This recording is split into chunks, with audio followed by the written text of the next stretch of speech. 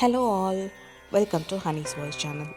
இன்றைக்கி நம்மளோட சேனலில் சிவனுக்குரிய அபிஷேக பொருட்களும் அதனுடைய பலன்களை பற்றி தான் தெரிஞ்சுக்க போகிறோம். ஸோ வாங்க வீடியோக்குள்ளே போகலாம்.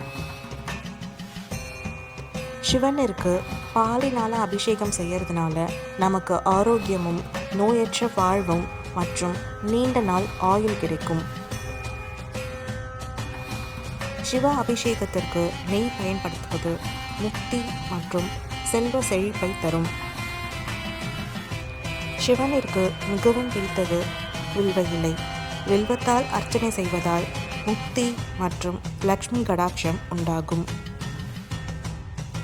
பழங்கள், தேன், கற்கண்டு போன்றவை கலந்த பஞ்சாமிர்தத்தினால் அபிஷேகம் செய்வதால் உடல் மற்றும் உள்ளம் வலிமை பெருகும்.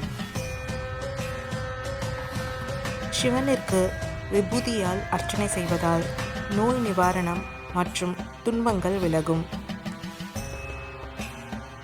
சிவனிற்கு இளநீரால் அபிஷேகம் செய்வதால் கெட்ட சக்திகள் நீங்கி நல்ல எண்ணங்கள் வளர்ச்சி பெறும். சிவனிற்கு வாசம் நிறைந்த மலர்களால் அர்ச்சனை செய்வதால் ஞானம், செல்வம் மற்றும் ராஜயோகத்தை உண்டாக்கும். சிவனிற்குரிய அபிஷேகங்களை முழு பக்தியுடன் செய்தால் சிவபகவான் அருள் பரிபூரணமாக கிடைக்கும். ஓம் நம சிவாய. இதே மாதிரி இன்னும் நிறைய ஆன்மீக தகவல்களுக்கு ஹனீஸ் வாய்ஸ் சேனலை மறக்காமல் சப்ஸ்கிரைப் பண்ணுங்கள்.